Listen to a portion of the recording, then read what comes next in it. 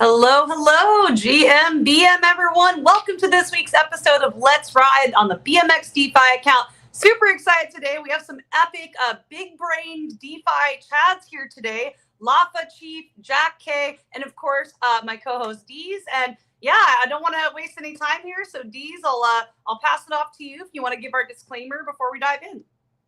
You bet. Everything we're chatting about today with our esteemed guests is not financial advice, and anything we chat about with any BMX products or anything like that is for educational purposes only. Please do your own research, and we're super happy to have you tuned in. Absolutely.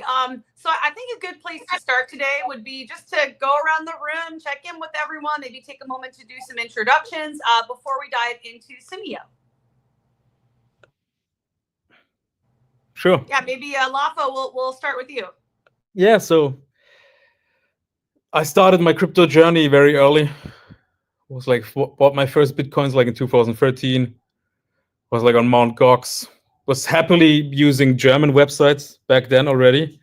There was like a Bitcoin meetup in the city where I lived, and one of the biggest exchanges, the founder was there regularly.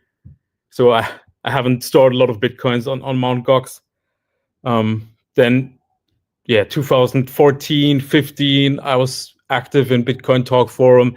But back then, it was mainly out of like liberal ideologies, right? So I really thought like this will change the world. And I didn't really see many use cases for altcoins back in the day. And that all changed in, late 2015. When someone showed me like Ethereum and I think early Zcash white papers. And then at that moment, I basically realized, okay, there's like a lot more you can do. Then I had like a mining farm with some friends.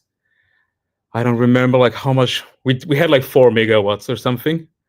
Mining power in 2016, 17. But then, I wasn't really satisfied with like the mining business. Like I think Bitmain is completely controlling like the space. So in 2017, I started like developing some smart contracts and then worked on some, like just yesterday I realized, okay, what I actually built back then was kind of like a Telegram bot. It's kind of like a Telegram trading bot. In 2017, cool, back in the day. Yeah. Yes, so you could put the bot into a group, and it was automatically trading on signals that people sent into the group. Back then, it was like super, like it was widespread that everyone was like trading these signals in 2016, 17, and you could basically front run them, like all of the groups. You just bought at the moment when they announced the signal, and so we had like a bot for this, and then I met a few other developers, which I'm still working with today.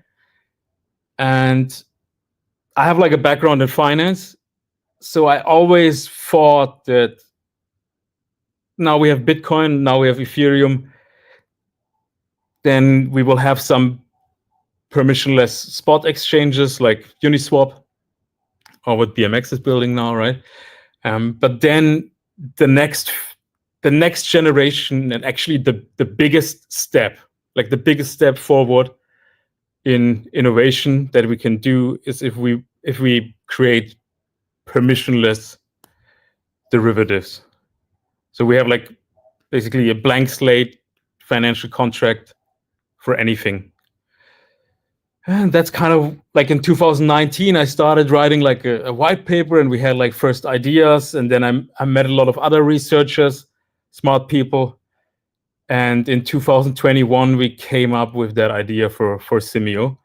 And we really asked ourselves the question, okay, how can we have a system where you can create a financial contract for anything? And the easiest way to explain that to an audience that maybe doesn't really understand what is derivative, what is like difference between DYDX or Hyperliquid or Symmio, you could kind of say that these order books, like DYDX or Hyperliquid, they're kind of like Bitcoin. So they're like general, like narrow purpose. You can only have like a directional perpetual market in the order book, right? You can have an asset and then you can create a synthetic version of it. And then you have kind of like the price and you trade based on the price, right? So the only dimension that you're kind of selecting the asset on is like the price. But derivatives are actually much more complex. And so what Symmio built is kind of like a general purpose. So if those hyperliquid DYDX are like Bitcoin, then Symmio is more like Ethereum, where you can create any financial contract. This goes even so far that we have like a part of our team, researchers, which are working on a version of SYMM where you have kind of like, you can create a financial asset, then you can trade it. And then there's even like some kind of governance or court process if there is like a dispute about this asset, right? Because they can become like very complex in how they're created. But the simplest and most like elegant implementation of Symmio is what we've done with BMX, where you can just trade the whole Binance futures liquidity on chain. That was like kind of like the first product. Now we're working on a lot of other things that I can probably go into detail later. But yeah, I would think let's have the others quickly make an intro and then we can go more into detail about new Amazing. products. Well, thank you, Lafa. You have a really, really impressive background. It sounds like you've been doing this for many, many years. So excited to have you on and, have the ability to share your expertise with the BMX and base community. Awesome. Well, Jack, we'll pass it off to you next. Hey guys, thanks for having me on. I'm Jack Knutson, and yeah, I got started in crypto working full time in 2017. I had discovered Bitcoin through friends in Silk Road in 2013, and we definitely had our fun. Yeah, and then I took a break for a while, and then Ethereum, rolled out in 2015, and I was like, oh shit, this is it. This is going to change the world. I thought the same thing about Bitcoin, but then with the introduction of smart contracts, I was like, oh, this is really going to change things. And so I spent like every single day researching and looking for cool projects. And I found one called Keep Network. They were originally building private smart contracts. And I was like, that's the key to success, right? Like, who wants to do business on a public blockchain where all your transactions, can be monitored? So I was like, this has got to be the future. This is what's going to make crypto blow up. So I joined them. I just joined their Slack. Back in the day, no one used Telegram or Discord. We used Slacks. And I just started helping. Times have changed. Yeah, seriously. But also haven't. So yeah, I joined Slack and I just started helping out. I read their white paper 20 times. And then finally after I don't know, a month, I went to the founder. I was like, hey guys, I love your project. How can I get more involved? And they were like, why don't you just be our community manager? And I had just started a job at a bank, and I could have stayed there forever. The bank offered pensions. Literally I could have just rode off into the sunset at the bank. But I was like, hell no, I want to go be part of this revolution.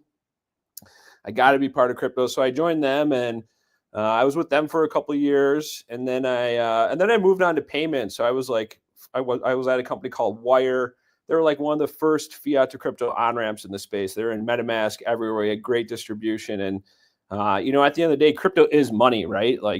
That's what we're trying to recreate, replace. So, I worked for the payment company, and that was a really great experience working with, large payment institutions like WorldPay and Stripe and all these guys.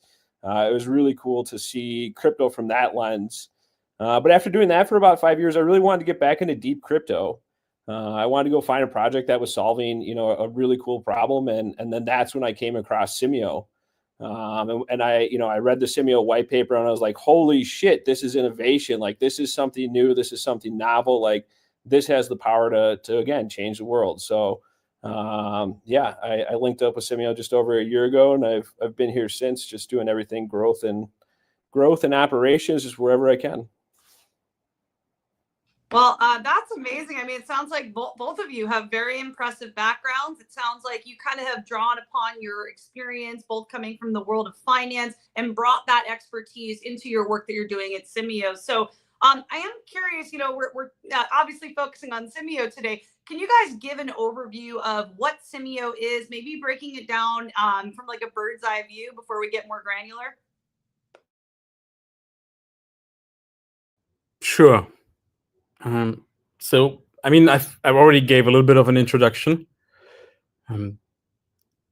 What we do differently than other perp exchange or derivatives protocols is that we really believe that same as you have like this blockchain trilemma, you have like a similar, if not even worse, problem if you want to do perps. Now there's kind of like a gold rush on doing order books, but we believe that first of all, if you have like a lot of order books, then the best you can do is kind of like build a meta aggregator, and that's what Symmio is doing. But on the other hand, you also have a problem that you can actually never be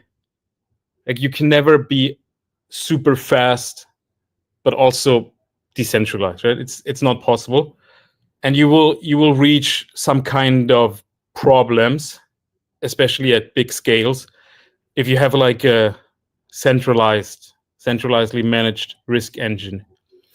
So the way how Binance and OKX and Bybit solve this problem is by being a centralized exchange.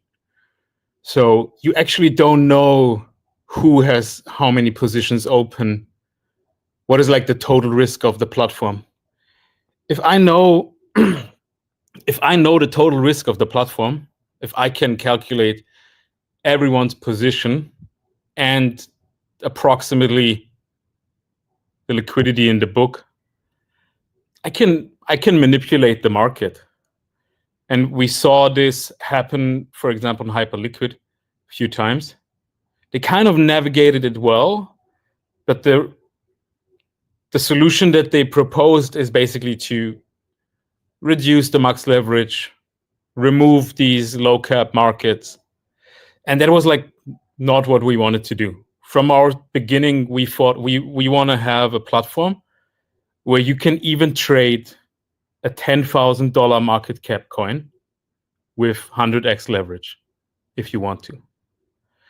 And the only way how this is like possible practically is if you do not have a centralized risk engine. So we looked at finance and what's like what is like being done in TradFi, and it was like in 2021. And we came to the conclusion that the only way how you can not only issue the markets, but also have sufficient liquidity in the markets and actually have market makers participate and provide liquidity to these markets is if you're trading it peer-to-peer. So the difference between Symmio and all of these other marketplaces that you see, and also Binance, and also Bybit, Hyperliquid, also GMX, everything. The difference between Symmio and those is that they pool the risk, which it has its benefits. The benefit of pooling risk is that the UX, if there's a lot of liquidity, is better. So Symmio is like kind of starting from a handicap position, because when you're trading OTC, the UX is a little bit worse. But we are like long-term thinkers. We knew that we can solve the UX problem, but they can never solve the liquidity problem. So that's like what we focused on. And it's true, like in the first 1.5 years, we really had like UX was not on par with those, but now we improved a lot. And now we're really bringing in a new vertical, and it's just starting now. So we just last week we have like signed the first partnership deals where we can list perpetual markets for tokens that have like 200K market cap. And that's like a first. No one in the industry is even thinking that. When I pitched this to a few of our angel investors, or like general like people in the Symmio community, and even when we pitched this to a few like VCs and people in the space I know, everyone thought we are like batshit crazy. We're like insane to offer like leverage on low caps, right? But it goes way further. So I believe right now we have a huge problem in this industry. When I was trading in 2017, it was very easy for me to bring in friends that I know from school. Like everyone knows when everyone in my hometown where I was like born and raised, everyone knows I'm like that crazy crypto guy because I was telling them. Crypto pilled them all. You probably would have been good friends with my little brother mining Bitcoin on the high school computers. Yeah, exactly. So I was like the guy telling them about crypto for years. And no one actually believed that it's going to take off, right? And then slowly in 2017, people realized, okay, like what I'm saying is kind of right. They still didn't really trust that banks and governments would like allow this, but I guess even that is now off the table, right? But in 2017, I could tell people, yeah, come buy this coin, buy End shares, buy Verge, buy this, and things were just pumping, right? It was very easy. And now, if someone asks me what coins should I buy, I cannot give them any advice other than like Bitcoin or like Ethereum. For a store of wealth, yeah. Because narratives are like shifting constantly. There's millions of tokens launching. I have like one statistics that I always bring up. So in 2017, when I was very actively trading, like very active, I participated in like all ICOs, Tron, Chainlink, everything, Binance. We had like 10,000 coins launched in 2017.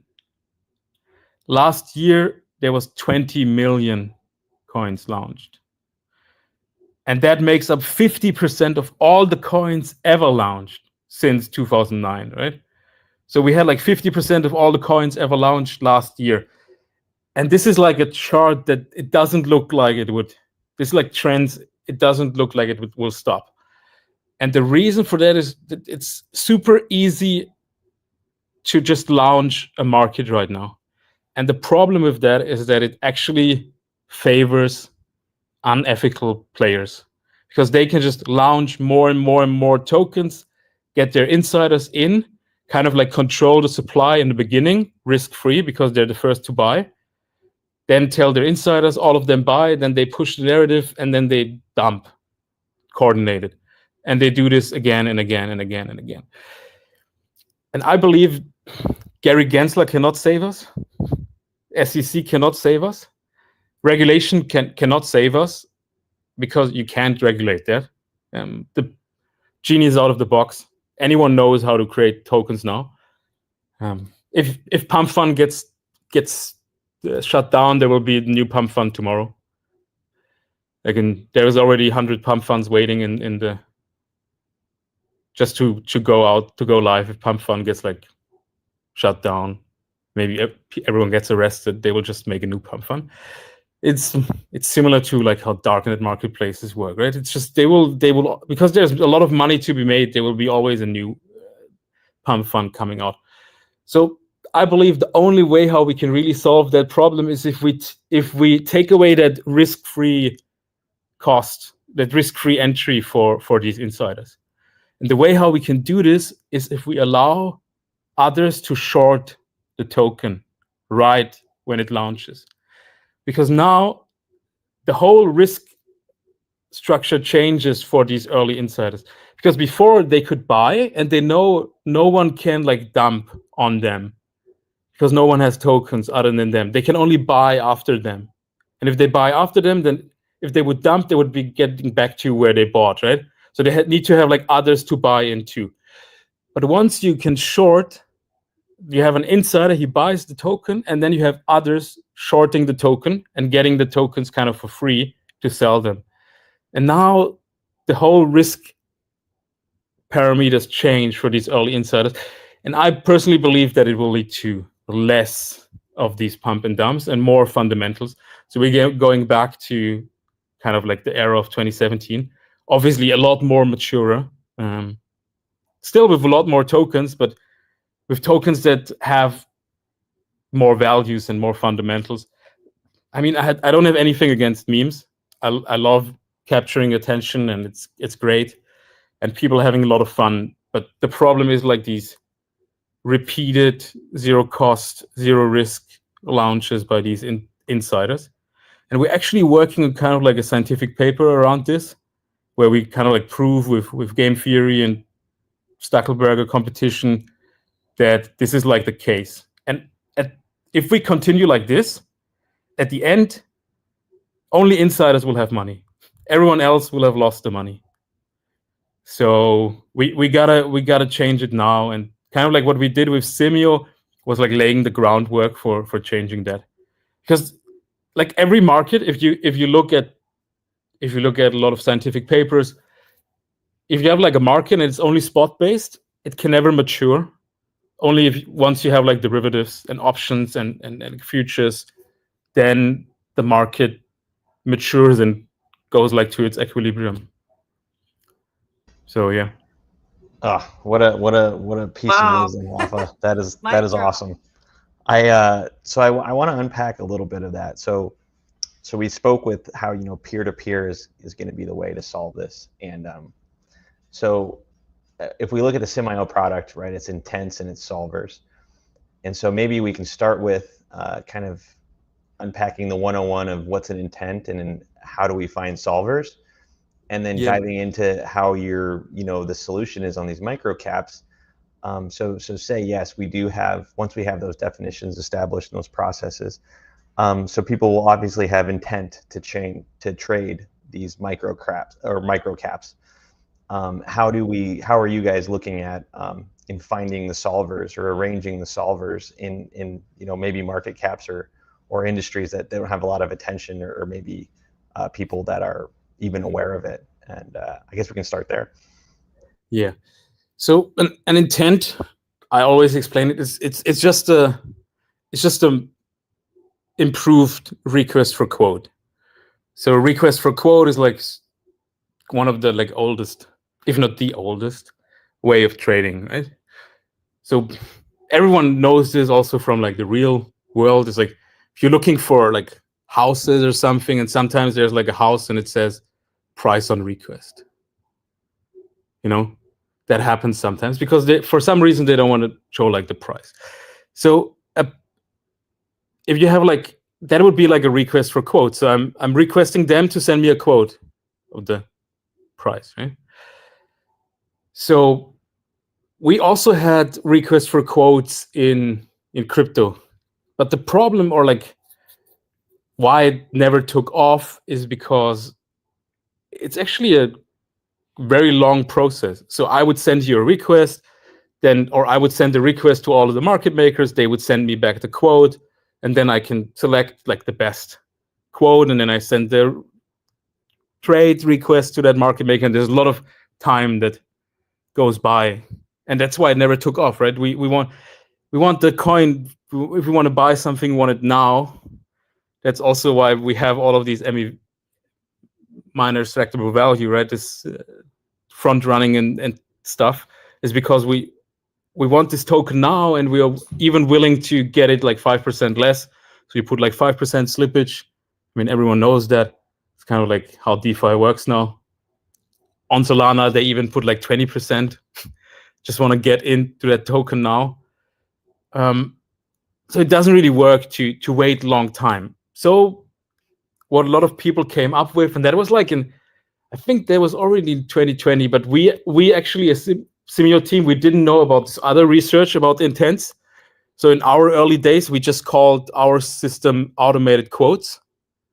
Only later, then when we saw, okay, there's like other people in the industry researching the same thing for spot markets, then we kind of changed our terminology as well to intent.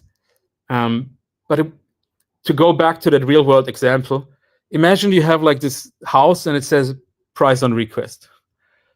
So that would be like an RFQ. An intent would be you send them a check and you say, if the house is less than 500K, you can cash that check in immediately and I buy it. That's an intent. So I'm not waiting on their response.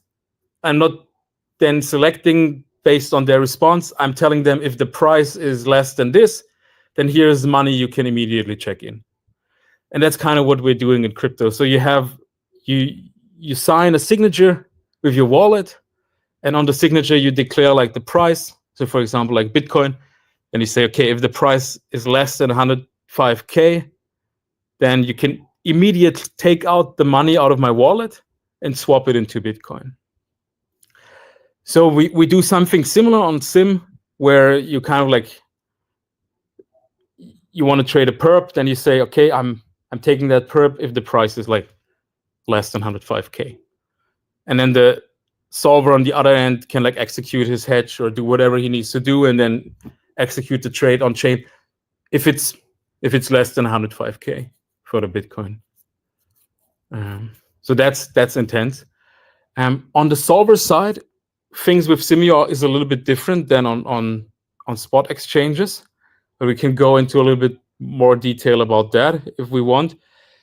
But the way how Symmio works is that you have like a solver, and the solver creates the market, and then he would stream all of his quotes about that market to BMX.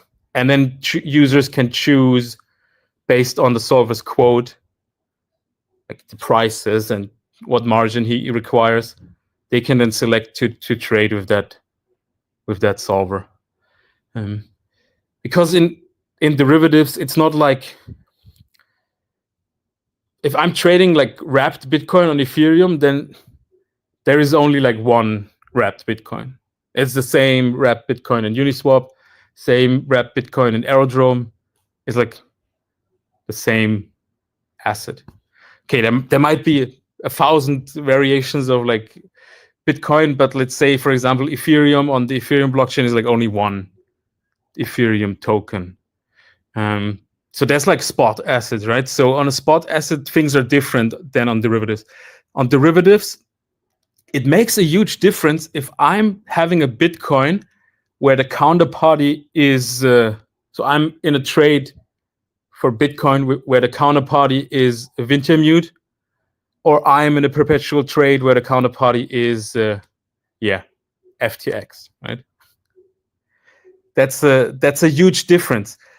I mean, on FTX, it was also a huge difference if you held spot Bitcoins on the exchange, but that's a different story, right?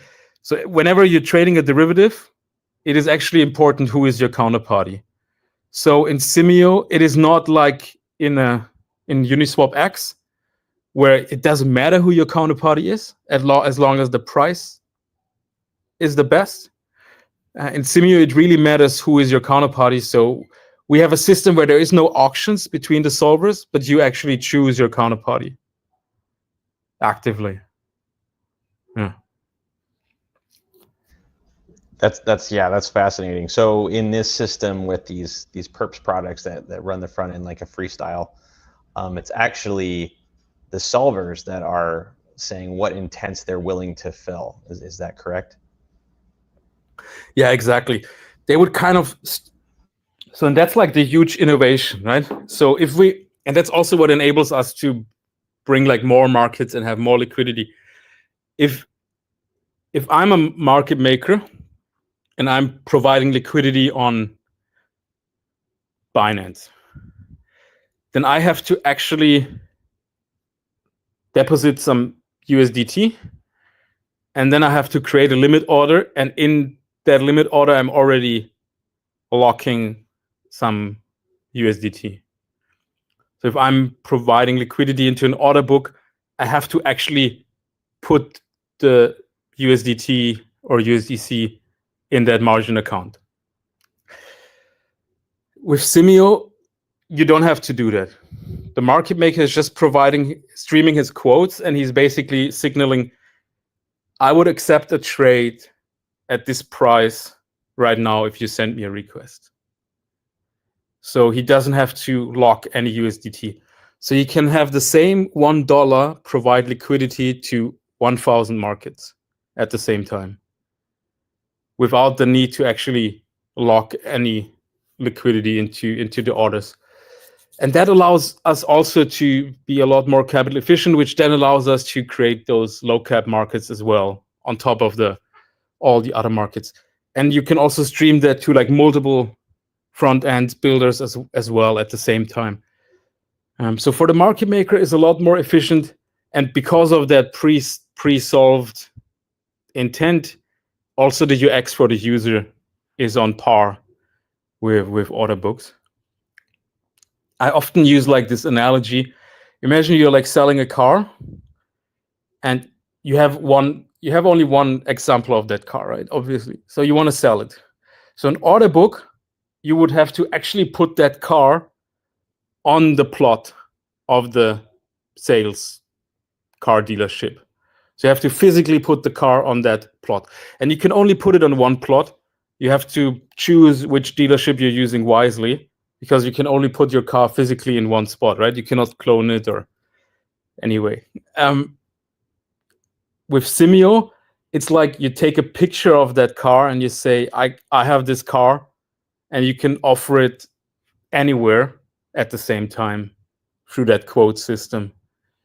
And then once someone actually wants to buy the car, then obviously, yeah, you can only sell it once, but you don't have to put it physically into that place, which is actually the solution. So when people trying to solve permissionless derivatives, they think, all we need to do is make it permissionless to create the market.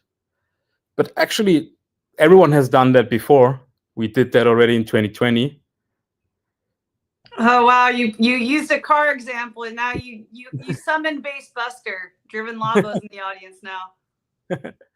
Yeah, Base Buster, I'll drop you a link if you want to join our Q&A portion. Yeah, I'm always using like real world examples because it's easier for people to understand. So, but if people want to solve permissionless derivatives, they thought, okay, we're just going to make it permissionless to create the market, and then we have the problem solved. But the actual problem is not creating the market, because anyone can create an order book market for anything. The real problem is like solving how do you bootstrap the liquidity. And if market makers would need to lock up real dollars into that liquidity, it will be very expensive to provide like liquidity on millions of markets, right? So if we see like 20 million tokens launched, it will be impossible to create like perps for all of them and have liquidity. We need like something like Symmio's, a quote-based system where $1 can be offered across millions of markets. So yeah. So how are we? That's an excellent metaphor. And to build off of that, how are we? So if we think about like urban car lots, right? And those are probably the safest places for market makers to say, hey, I'll put my car there, and then we'll go out into the fringes, and maybe those are mid caps.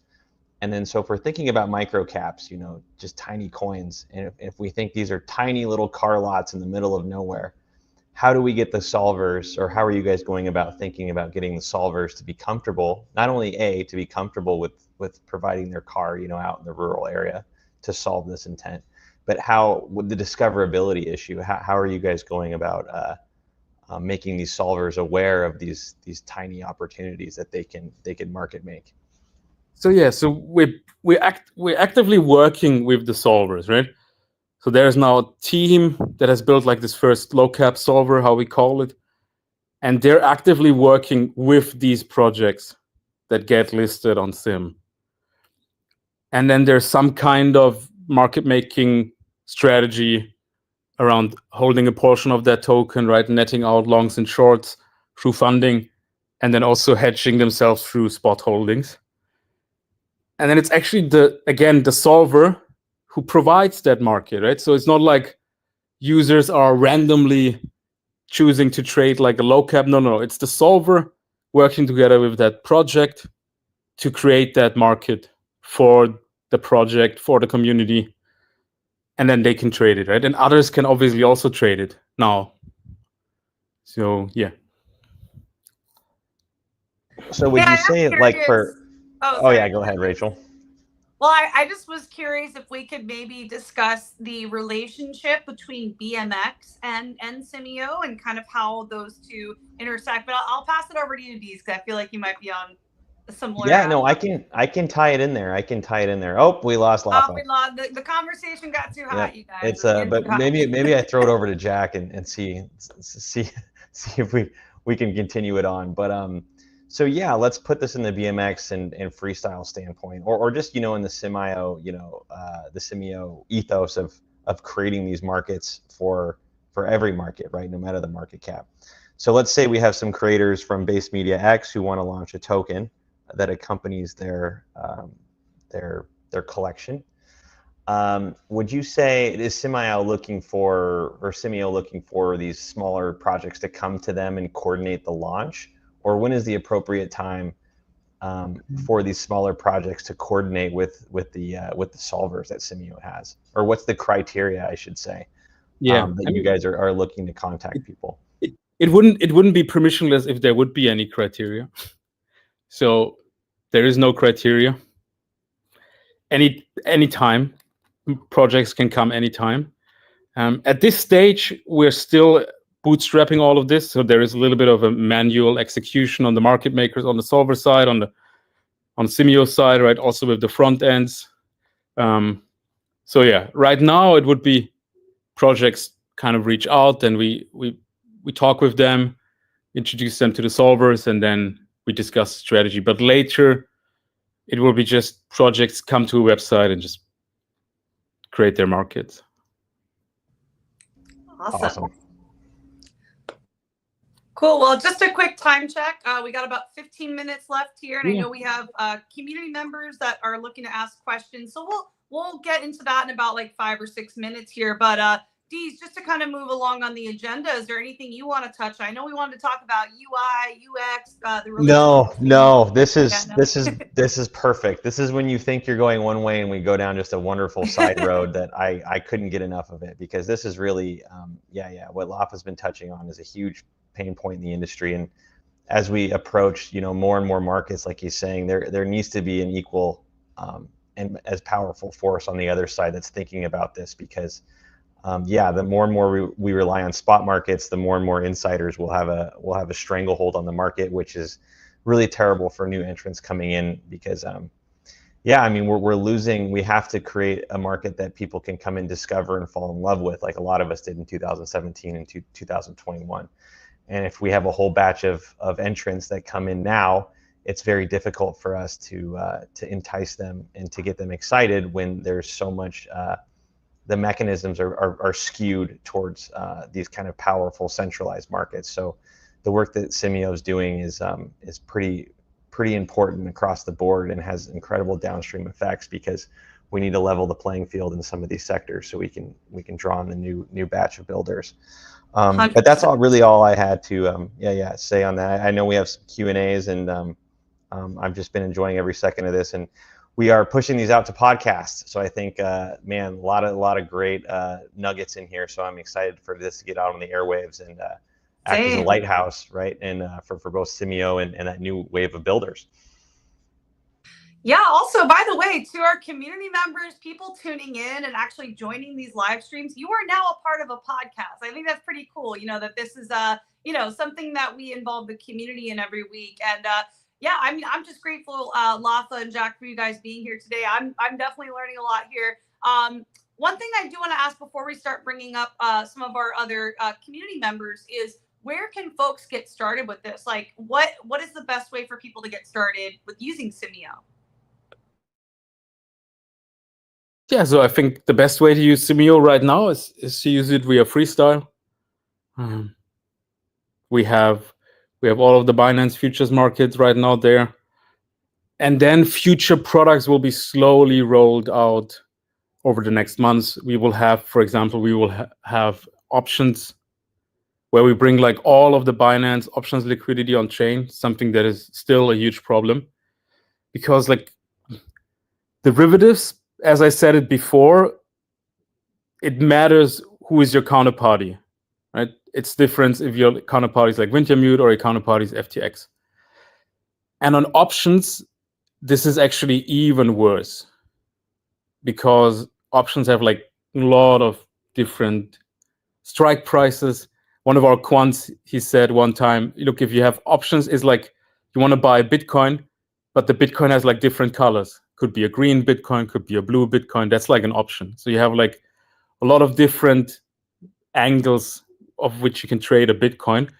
And then I think on Binance, if you have all the strike prices, all the expiries, you have like 60 small markets to trade Bitcoin options. So liquidity is a lot more centralized. It's a lot more costly. So there was actually never a jump from off-chain options liquidity onto on-chain. And we want to change that as well now with Symmio, because that's exactly what we're built as well for, right?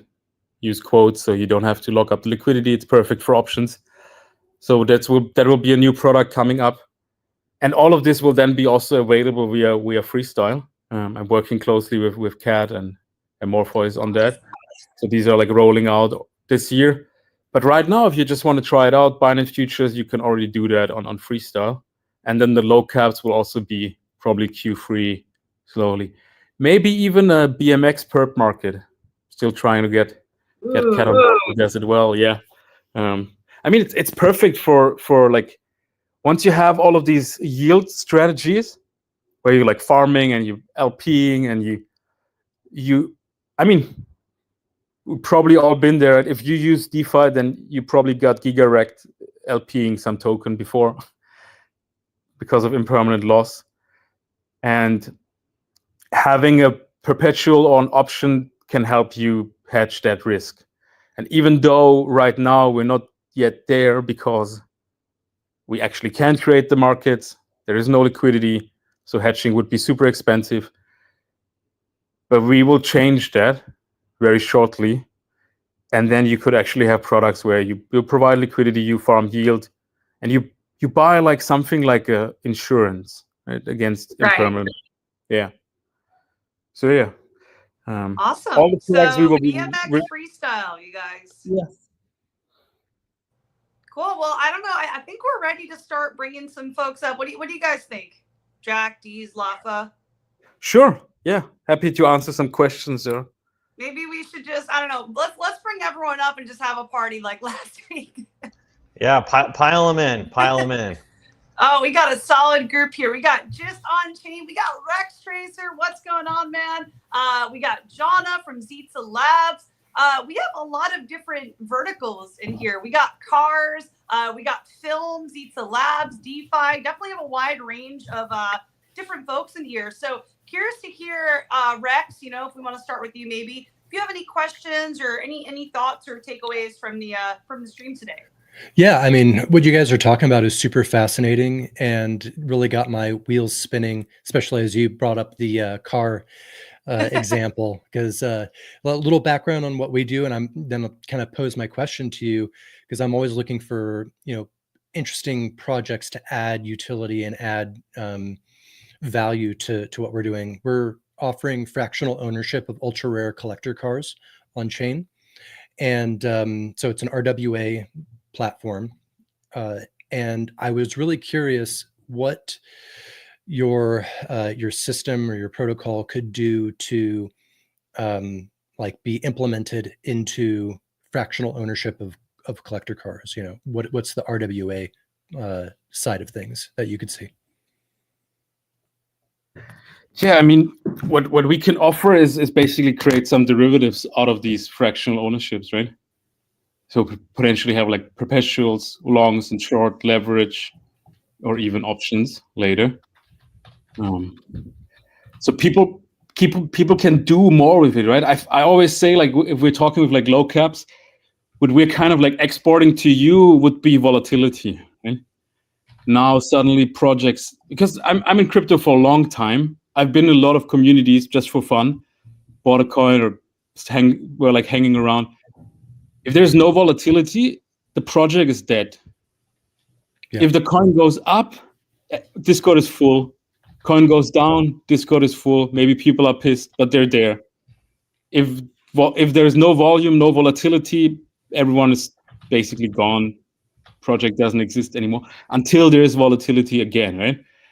So now imagine you could leverage trade coin. Suddenly there's like a lot more volatility because people can like buy with less money, drive the price. Obviously, there's also a connection between the perpetual and the spot markets, right? Because market makers are hedging and buying and selling. So brings more volatility. And this is for any asset, right? We can do this with anything. If it's we can even do this on tokens that don't even exist yet.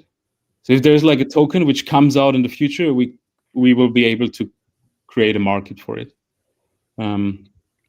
Yeah. So Okay. Yeah. Sorry, go ahead. I just said awesome. Yeah, that's great. I mean, I've been really looking at ways that we can add various derivatives to our the cars in our collection, but I haven't yet found a solution that really, I think, hits the mark. But hey, maybe this does. So I'd love to chat with you outside of this this stream and see if there's anything that we could do. perfect. Sure. Yeah. Just reach out through Rachel. They should make a group or please. something. You know what? I'll start a chat on X and connect you guys. Perfect. Thank you.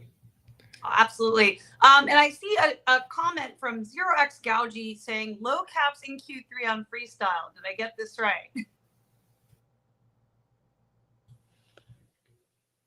Sorry, what?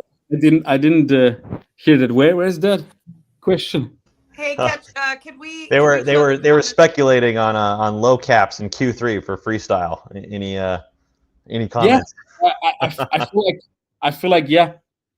That's so we're already testing internally. We are working with a lot of great Solana projects.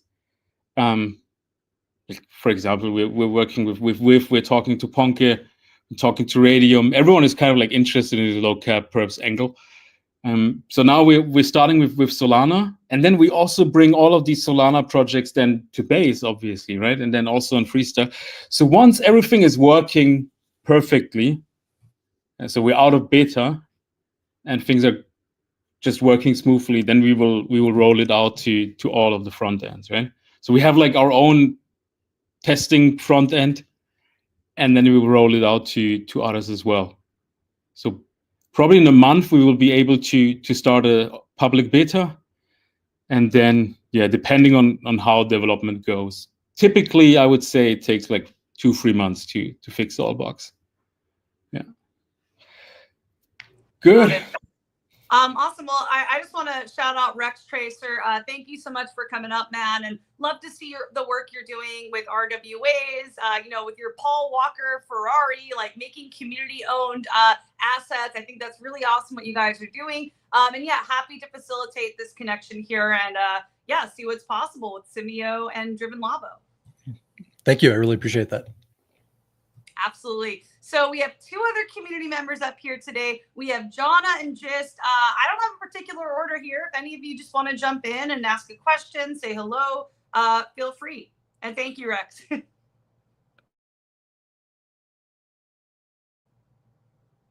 If anyone's ready. Okay, Gist, can everyone? What's going on, Gist? Yeah, can everyone hear me all right? I'm great. Hi, Rachel.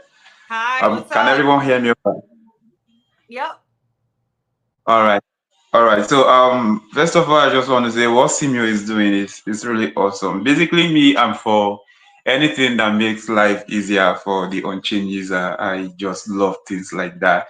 But my question would be on say the market makers, for instance. Now, are there requirements and guidelines that a user has to meet before becoming a market maker? I'm asking that because sometimes you see these very nice initiatives and platforms that come up and people just overflood them with, and we know this is trading, and it can become very easy for people to put up a lot of tokens that people don't even want to trade. So I just wanted to ask if there are like requirements for deciding who an actual market maker would be on the platform.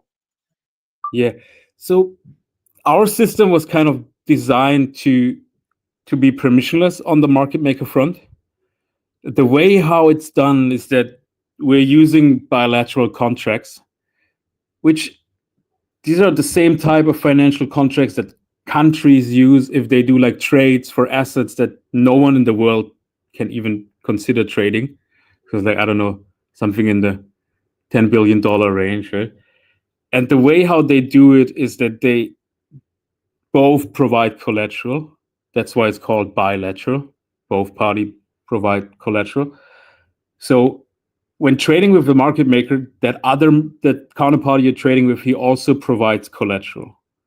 So even if you don't know him, although there is obviously some social reputation system, even if it's not like actually implemented, there is some, you know, that solver, you trade only with them, you traded before. But the solver also provides collateral. So even if you wouldn't know him, you can just ask for more collateral that he has to provide. And if he is not able to abide by the rules, so there's like there will be like rule set for the market. For most markets, the rules are just like, how do you price the asset? That's like the rule. Or how do you calculate the funding? That's like another rule. If they wouldn't provide enough collateral to keep their position healthy, they would also get liquidated. So it's like, in that sense, it doesn't really matter who you're trading with. It matters to a degree, but you can just choose the solver based on that. But it doesn't really matter who you're trading with. So right now, we're only working with like whitelisted solvers, but we're already experimenting on the option side. So our new option product, there anyone can be a market maker, can sell an option, and it will be in a similar system. So I would say our long-term goal is for anyone to become a solver. Right now, short-term, I think we're establishing on the platform good solvers that we know they're working fairly and people have been trading with them for a long time, kind of. Hope that answers the question. Yes, it does. Yes, it does. Awesome. Well, just really appreciate you jumping on these always and providing thoughtful questions. Really appreciate you. And by the way, I just want to give just a shout out. He has been doing social media management for Onchain Media, has been doing a wonderful job and, really showing up in the Onchain Media and Let's Touch Base community. So very grateful for you, Just. I also want to give another shout out. We have Jonna here from Zeta Labs. This is one of my friends I'm working with closely and actually working on my first short film with Jonna. So very excited. We have, like I said, a wide range of different community members here and different things we work on. So excited to see you, Jonna. And yeah, let me know if you have any questions. Yeah, thanks, Rachel. Hi, everyone. Yeah, I really enjoyed this space and love what you're doing. I'm just, as you were explaining everything and your relationship to BMX, I was just thinking specifically like how this all stitches together. So I'm definitely going to be getting smart on your offering and obviously working with the community in BMX. But yeah, big fan of what you're doing, and I love that this is another option for anyone launching a token. Like it's almost, I guess it's irrelevant what vein that they're in, right? Like I'm with Film 3 and bringing films and music and things like that on chain, but I also work on another project which is completely different. But the main goal here is that you're a service really, or I'll just say a service that offers this option. And I think it's I'm excited to get smart on it because I'd love to be able to leverage this. I can see how it could be incredibly valuable. So just wanted to say that. Yeah, shout out to all of you. And thank you so much, Rachel, for being so supportive. And I'm excited for our film too. I know, of course. Thank you so much for being here. And yeah, I also want to mention, Jonna is someone who's just dove headfirst into getting involved with Base Media X and BMX. Super supportive of what we're doing at BMX. So, Jonna, just appreciate you showing up continuously for us. Love you guys. Thanks for always being so supportive also. Absolutely. Well, Deez, I'm not sure if we have any more updates to go through, calls to action. Maybe we could just go around and do some closing thoughts here before we wrap up.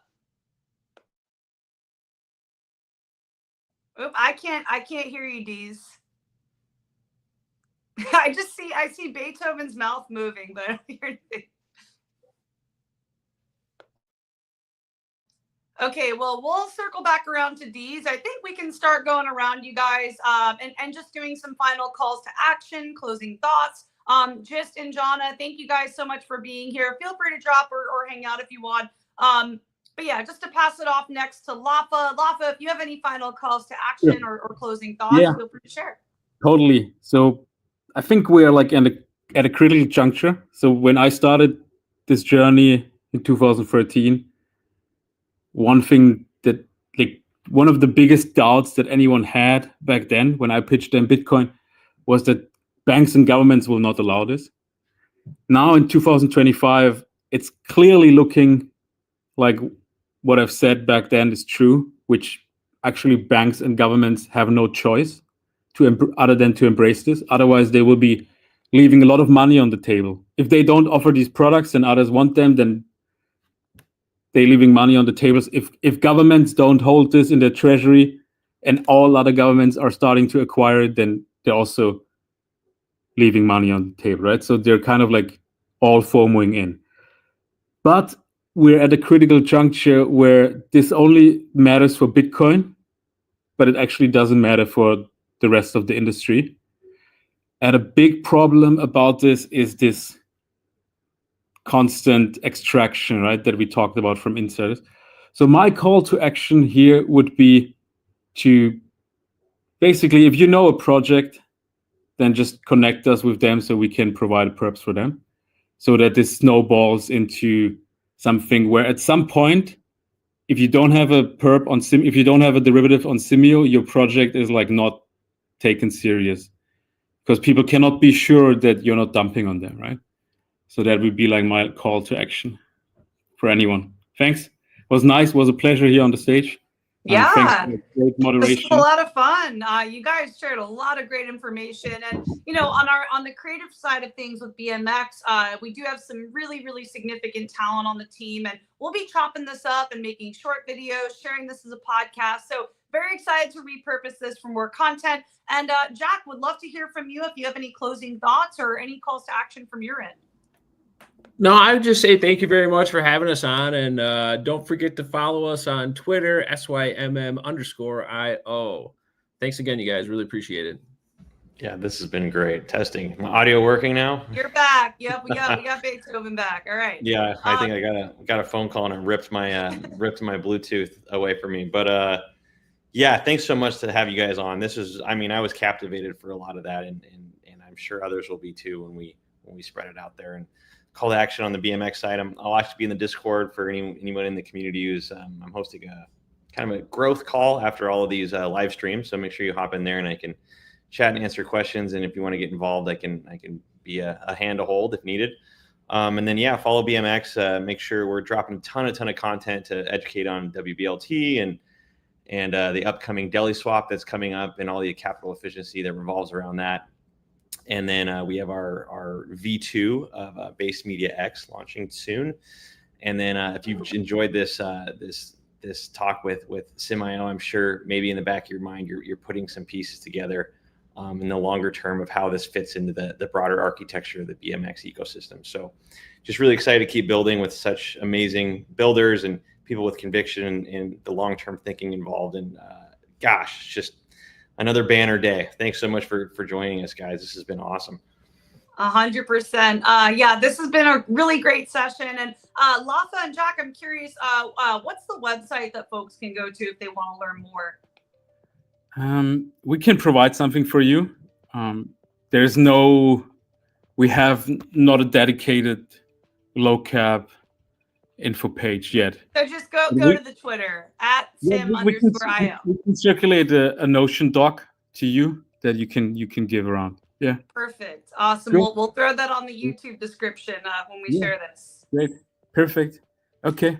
Awesome. Well, I got to run, you guys. Deez, I will be there in spirit for the Discord call, but I'm actually here live. I didn't even mention this, on the ground in New York, you guys, for NFT NYC. So got a couple of events tonight with Stand With Crypto. So gonna head out, but Deez, good luck with the Discord call, and I will see you guys next week. Enjoy Thanks, the everyone. event here. Have a good time. Bye bye. It was Thanks, amazing. everyone. See you. Bye.